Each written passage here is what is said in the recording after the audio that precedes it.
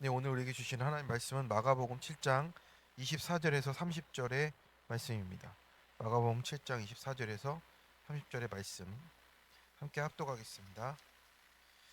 예수께서 일어나사 거기를 떠나 드로 지방으로 가서 한 집에 들어가 아무도 모르게 하시려 하나 숨길 수 없더라. 이에 더러운 귀신 들린 어린 딸을 둔 한 여자가 예수의 소문을 듣고 왔고 나서 그 발 아래에 엎드리니 그 여자는 헬라인이요 스로보니게 족속이라. 자기 떼력에서 귀신 쫓아내 주시기를 간구하거늘 예수께서 이르시되 자녀로 먼저 배불리 먹게 할지니 자녀의 떡을 취하여 개들에게 던짐이 마땅치 아니하니라. 여자가 대답하여 이르되 주여 옳소이다마는 상 아래 개들도 아이들이 먹던 부스러기를 먹나이다. 예수께서 이르시되 이 말을 하였으니 돌아가라. 귀신이 내 딸에게서 나갔느니라 하시매 여자가 집에 돌아가 본즉 아이가 침상에 누웠고 귀신이 나갔더라. 아멘. 네, 오늘 우리에게 주시는 말씀은 마가복음 7장 본문으로 큐티 제목 귀신이 나갔더라 내용의 말씀을 나누겠습니다. 네, 오늘 본문은 특별할 게 없어 보일 수 있습니다. 귀신을 내쫓은 사건이구나 이렇게 할 건데 본문을 자세히 보면요, 이 내용은 복음의 소식이 이제 이방 여인에게까지 흘러갔다는 놀라운 사건이 되는 겁니다. 또 예수님은 일부러 두로 지방과 이방 땅으로 가신 거예요. 숨고 싶으셨지만 숨길 수가 없었다고 합니다. 한 집에 조용히 들어가 계셨는데 소문이 다 나서 사람들이 찾아온 겁니다. 왜 그렇습니까? 빛은 숨겨지지 않고 구원의 은혜는 감춰지지가 않는다라는 뜻입니다. 이 여인의 집은 어땠을까요? 아이는 또 소리를 밤마다 질렀겠죠. 가구를 뒤엎고 몸을 떨고 눈빛이 달라지고 엄마가 붙잡고 울어도 아무 소용이 없는 그런 사건입니다. 동네 사람들은 수군거렸어요. 저 집단은 이상하다. 저 집에 가면 안 된다. 귀신 들렸다. 뭐 이런 어, 이야기들이 오고 갔겠죠.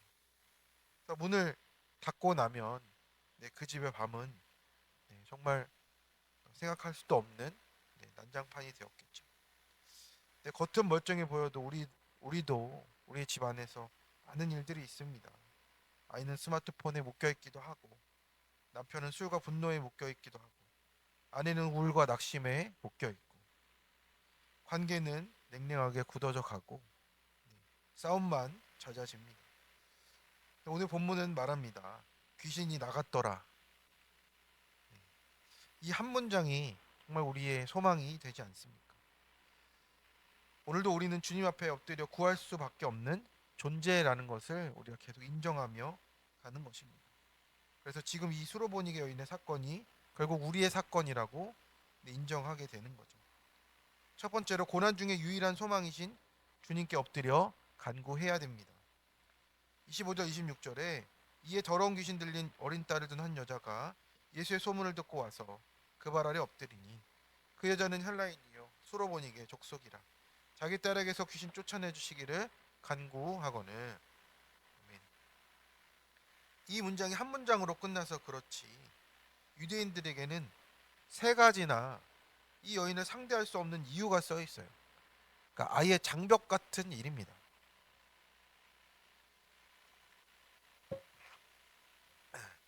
이방인 수로보니게 사람이고요. 여자입니다. 세 번째로 귀신 들린 딸을 뒀어요. 차별의 대상이고 종교적인 그런 특권도 없고요. 사회적으로, 종교적으로, 가정적으로 소망이 아예 없는 이방인입니다. 또 그것도 여인이에요. 그런데 그 딸의 귀신 들린 사건이 그녀를 예수님께로 이제 밀어붙인 거죠. 이런 이야기를 들을 때가 있잖아요. 저는 자녀 문제 전까지는 기도도 안 했다. 하나님을 찾지 않았다. 교회는 다녔는데 급한 것도 없고 그냥 살아갈 수 있어서 잘 살아갔다. 그런데 아이가 무너지니까 그때 하나님을 찾게 됐다라고 말하는 거죠. 남편들은 어떻습니까? 직장에 문제가 있을 때 그래요. 대부분. 아내들은 자녀 문제가 대부분이고요. 그래서 주님을 그렇게 간절히 붙들게 되는 사건들이 찾아옵니다. 그 사람에게 맞는 사건으로 오게 되는 거예요. 우리가요, 고난이 오기 전까지는 내 자존심으로 삽니다. 내 방법이 있어요. 돈이 있고 내 능력대로 사는 겁니다. 그런데 방법이 끊어져야만 그때서야 발 아래 엎드리는 것이 우리의 본질이에요. 그래서 본문에 엎드리다는 완전히 쓰러져 매달린 모습을 얘기하는 겁니다. 그냥 엎드려진 정도가 아니고 이제 매달려져서 주님께 완전히 엎드려져서 이거 아니면 안 된다고 정말 유일한 소망이라고 붙들며 나가는 모습입니다. 그래서 고난은 망하라고 주신 것이 아니고 주님 발 앞으로 가라고 주신 사건이라고 하시잖아요. 그래서 엎드림이 이렇게 간절히 쓰러져서 매달린 모습이 구원의 시작이라고 말씀하십니다. 근데 이 여인은 체면을 버렸어요. 자존심도 내려놨죠. 이방인이라는 열등감도 버린 겁니다. 딸의 귀신 사건이 이제 그녀를 구원의 자리로 데려간 거예요. 성도 여러분, 지금 내 안에 귀신의 사건은 무엇입니까? 반복되는 분노가 있어요. 내 음란의 중독이 있고, 자녀의 반항이 있고, 남편의 무관심이 있고, 아내의 불안이 있어요. 내 끊어지지 않는 이 염려들이 있어요. 이 사건들이 그냥 우리를 주신 것이 아닙니다. 그냥 우리에게 온 것이 아니에요. 이것이 우리를 엎드리게 하는 것이 그건 저주가 아니고 은혜라는 거예요. 구원의 통로로 지금 주님께서 삼으시겠다라는 겁니다. 우리가 이제 구속사적으로 보면 지금 이스라엘은 예수님을 거절하고 있어요. 그런데 이방 여인은 간절히 붙들고 있는 거예요. 바리새인과 우리가 지난 주일에 봤던 바리새인과 서기관들은 어떻게 합니까? 손 안 씻었다고 지금 난리를 치고 있잖아요. 그런데 이 이방 여인은요, 지금 그 모든 것을 다 내려놓고 그냥 완전히 쓰러져서 매달리는 주님께 구원을 간구하며 나오고 있습니다. 그래서 구원은 혈통이 아니고 정말 믿음밖에 없다라는 것을 우리에게 보여주고 있습니다. 적용 질문입니다. 지금 나를 엎드리게 하는 사건은 무엇입니까? 내 자존심으로 고개를 빳빳이 들고 있습니까? 주님께 엎드려지십니까? 지금의 사건으로 그것이 드러난 것임을 해석하고 있습니까? 두 번째예요. 부스러기 같아도 주님의 은혜만 의지할 때 귀신이 떠나갑니다. 예수님은 뜻밖의 말씀을 하세요. 27절의 말씀이죠. 예수께서 이르시되 자녀로 먼저 배불리 먹게 할지니 자녀의 떡을 취하여 개들에게 던짐이 마땅치 아니하니라. 저도 이 말을 어렸을 때 고등학교 때 이렇게 볼 때 이해가 안 가더라고요. 이게 무슨 말이지? 예수님이 이런 말을 했다고? 막 하면서 놀랐던 기억이 납니다. 근데 이건 어떤 말이에요? 차별하는 말이잖아요. 그죠? 자존심을 긁는 말이에요. 상처가 될 말이고 예수님한테 차별과 거절당하는 느낌이에요. 근데 어떤 분이 남편에게 이런 말을 들었다고 해요. 당신은 맨날 왜 그래? 이 한마디에 분이 올라가지고 3일 동안 말을 안 했답니다. 그런데 어느 날 묵상을 하다가 주님, 저는 어떤 존재입니까? 이렇게 묻는데 이런 생각이 들었대요. 너는 의로운 사람이 아니라 은혜가 필요한 죄인이다. 그래서 그 순간 눈물이 왈칵 쏟아졌답니다. 우리가요, 이런 말을 못 듣습니다. 예를 들어서 오늘 주님이 하신 말처럼 내가 개다라는 소리를 우리가 못 듣는 거예요. 차별받는 소리 전혀 못 듣습니다. 무시당하는 거 못 참고요. 근데 여인이 이렇게 말하잖아요. 주여 올소이다 라고 했어요.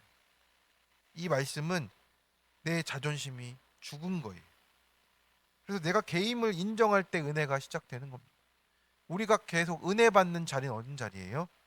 내가 개라고 인정할 때 되는 거예요. 주님, 제가 죽은 개 같은 나입니다. 띵크 양육의 10과의 제목인데 죽은 개 같은 나라고 해야지만 주님이 우리 주님이 되세요. 저는 아무것도 아니라는 인정이 되는 거죠. 제가 보기에 이 여인은요, 이 인생에서 어떤 삶을 살았을까 고민해 봤습니다. 자존심을 부리고 살았던 여인 같아요. 주님이 그것을 내려놓으라고 하신 이유가 있는 거잖아요. 그 사람에게 맞는 말을 지금 하시는 거예요. 너는 지금 이걸 내려놓아라 라고 말씀을 하시는 겁니다. 우리도 마찬가지입니다. 내가 내려놔야 되는 전공 과목이 있어요. 그것을 내려놓아야 하는데 그걸 내려놓으려면 그 말을 들어야 돼요. 들을 말을 들어야 되는 거죠. 너 자존심 내려놔라. 너 교만함을 내려놔라. 너 이것을 내려놔라 할 때 들어야 될 말을 들을 때 정말 우리가 낮아지는 겁니다. 저도 그랬습니다. 아내와 이제 이혼 소송 중에 부부 목장에 갔습니다. 그날 본문이 선한 사마리아인에 대한 본문이었어요. 근데 강도가 나오잖아요. 근데 그때 목자님이 아유 목사님이 사모님한테 강도 같은 사람이었네요 하는데 울컥하더라고요. 아니 내가 뭐 내가 휘둘렀어? 뭐 이런 생각이 들더라고요. 안 힘들었잖아요. 여러분 믿어주시죠? 너무 크게 웃으시네. 안 힘들었어요. 그런데 이런 말이 목구멍까지 저도 나왔어요. 근데 겨우겨우 제가 강도 같은 사람이었네요라고 나눴습니다. 그러니까 내 죄를 100%로 고백하지 못하는 거예요. 그러니까 내가 위협적인 사람이었고 그 사람이 그렇게 보였다는 것을 인정하지를 못하는 거예요. 그날의 나눔이 아직도 기억에 남습니다. 그런데 지나고 보니 죄 고백이 이런 거구나. 내 할 말이 정말 1%라도 남아 있는데 그 내 자존심을 내려놓고 내 죄를 고백하는 게 그 죄 고백이구나. 그렇죠. 그때 누가 말했어요? 내가 왜? 라고 얘기하는 게 우리잖아요. 그런데 하나님은 그 나눔을 보십니다. 내 남은 억울함 1%, 2%, 10%를 아세요. 근데 내가 그것을 그때 내 죄로 고백하면요. 하나님이 그것을 보십니다. 이 여인은 자기의 정체성을 인정했어요. 맞습니다. 저는 개입니다. 근데 동시에 어떻게 고백이 되는 거예요? 당신이 주님이십니다. 당신의 처분에 따르겠습니다가 되는 거예요. 우리 억울함을 좀 내려놔야 됩니다. 그러면 내 남은 그 자존심이 내려놔질 때 주님이 100% 주님으로 인정이 되는 겁니다. 여인은 자녀의 떡을 요구하지 않았어요. 주님 부스러기만이라도 주시면 감사하겠습니다. 그러니 어떻게 됩니까? 주님께서 네가 그 말을 하였으니 돌아가라. 귀신이 내 딸에게서 나갔느니라. 아멘. 아멘이십니까? 맞습니다. 부스러기 은혜만으로 충분하다고 우리가 고백해야 됩니다. 주님이 현장에 가지도 않으셨는데 귀신이 나갔다라고 하셨어요. 여인은요 보지도 못했고요 확인도 못했고 증거를 달라 하지도 않았습니다. 그냥 말씀을 믿고 돌아갔어요. 그러니 집에 가보니까 아이가 침상에 누웠고 귀신이 나갔더라. 이것이 믿음이라는 겁니다. 이스라엘은 자녀의 떡을 가진 자들이었어요. 그런데 거절했잖아요. 이방 여인은요 부스러기라도 주십시오라고 붙들었어요. 십자가에서 우리는 개보다 못한 죄인이었잖아요. 로마 병정이 우리였잖아요. 그런데 그리스도의 살과 피로 또 그 모든 것을 다 떼어내어 주시며 우리에게 주신 예수님의 은혜가 우리에게 흘러온 겁니다. 근데 우리는 부스러기로 구원받은 사람이에요. 그러므로 우리의 지배, 문제도, 우리를 붙들고 있는 나의 자존심도, 나를 묶고 있는 이 귀신 같은 세력도 주님의 은혜 앞에서 떠나가게 된다라는 겁니다. 제가 대학부 때 이런 일이 있었습니다. 그 늘 이제 여름마다 아울리치를 갔어요. 이집트도 가고 뭐 대만도 가고 다 그랬습니다. 근데 제가 얼마나 교만했냐면 교만했다는 얘기를 하려고 하는 겁니다. 제가 이제 아울리치를 갈 때마다 여권을 끊었어요.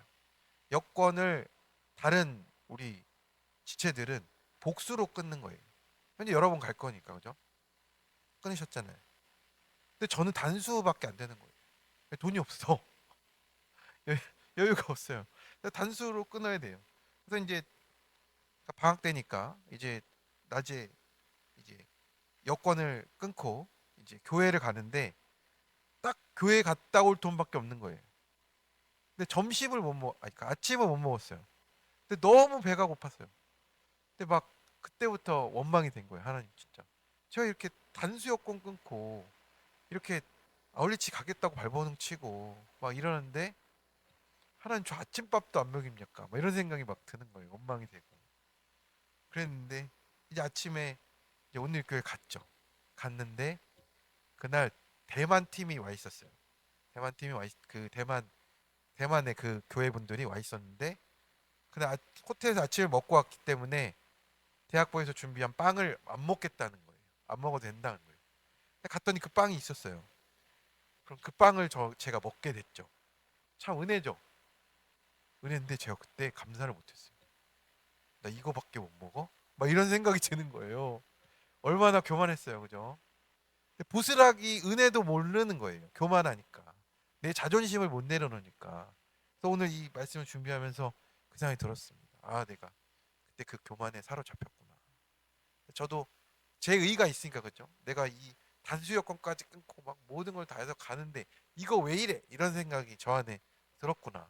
그 대학 때 그런 생각이 들었습니다. 그러니까 우리가 참 교만하게 되면 내가 은혜보다 위에 있는 거예요. 은혜는 그렇게 우리에게 흘러오고 있는데 내가 높아지니까 은혜를 은혜로 못 누리게 되는 겁니다. 그래서 오늘 이 아침에 우리에게 필요한 건 문제 해결의 방법이 아니고 발 아래 엎드림이 자존심의 죽음이고 부스라기 은혜라도 감사하면서 말씀을 믿고 돌아가야 우리가 구원이 그때부터 나타난다라는 겁니다. 그러면 우선 나부터 풀립니다. 우리 가정도 풀리고요. 교회에도 이 고백이 울려 퍼지는 거예요. 귀신이 나갔더라. 내 묶인 것이 풀렸더라가 되는 거예요. 사건은 그래서 우리 문제를 해결하라고 오는 것이 아니고 내 모습을, 내 자존심을 죽이라고 오는 겁니다. 내가 죽으면 귀신이 저절로 떠나가는 거예요. 그래서 우리가 포항 땅 가운데 부르신 교회 성도들의 가정마다 이 한 문장이 오늘 믿음의 실제가 되기를 축원합니다. 우리 적용 질문입니다. 내가 나를 묶고 있는 귀신, 내려놔야 될 전공 과목은 무엇입니까? 자존심, 상처, 낙심, 두려움, 열심 이런 겁니다. 내려놓으라는 말을 듣고 주여 올소이다가 되십니까? 지금 이게 말이 돼라고 부르르 떠십니까? 그런 내가 은혜보다 높이 있다는 것을 깨달으십니까? 오늘 부스러기 같아 보여도 주신 은혜에 감사하는 고백으로 드릴 것은 무엇입니까? 우리 함께 기도하겠습니다. 주님, 오늘도 이렇게 주님 교만한 저의 모습으로 또 우리의 모습으로 주님 앞에 말씀 앞에 섭니다. 주님 우리 인생에 찾아와 주셔서 너무 감사를 드립니다. 수로보니게 여인처럼 우리도 고백하기를 원합니다.